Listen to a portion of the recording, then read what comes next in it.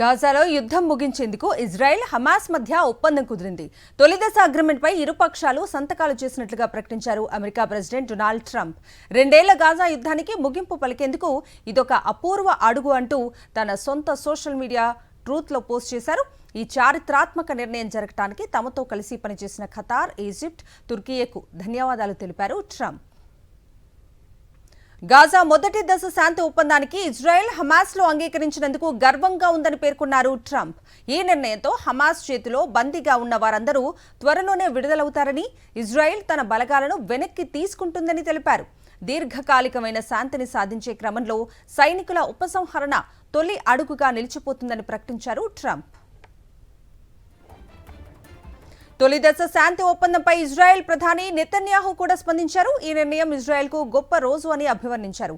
ఒప్పందాన్ని ఆమోదించడంతో పాటు బందీలను ఇళ్లకు చేర్చేందుకు సమావేశం అవుతామని పేర్కొన్నారు. శాంతి ఒప్పందాన్ని హమాస్ సైతం ధృవీకరించింది. గాజాలో యుద్ధానికి ముగింపు పలికేందుకు ఈ అగ్రిమెంట్ దోహదం చేస్తుందని ప్రకటించింది. శాంతి ఒప్పందం నేపథ్యంలో విడుదల చేసే బందీలు, ఖైదీల జాబితాను ఇరు వర్గాలు మార్చుకున్నాయి. ఈ క్రమంలో హమాస్ డిమాండ్ తీవ్ర చర్చనీయాంశంగా మారింది. ఇజ్రాయెల్ దాడుల్లో హతమైన తమ నేతలు యహ్యా, మహ్మద్ సిన్వర్ మృతదేహాలను అప్పగించాలని హమాస్ డిమాండ్ చేసింది. ఇజ్రాయెల్కు చెందిన బందీలకు ప్రతిగా పాలస్తీనా ఖైదీలను విడుదల చేసేటప్పుడు వారి మృతదేహాలను అప్పచెప్పాలని కోరింది. వాల్ స్ట్రీట్ జర్నల్ తన కథనంలో ఈ విషయాన్ని పేర్కొంది.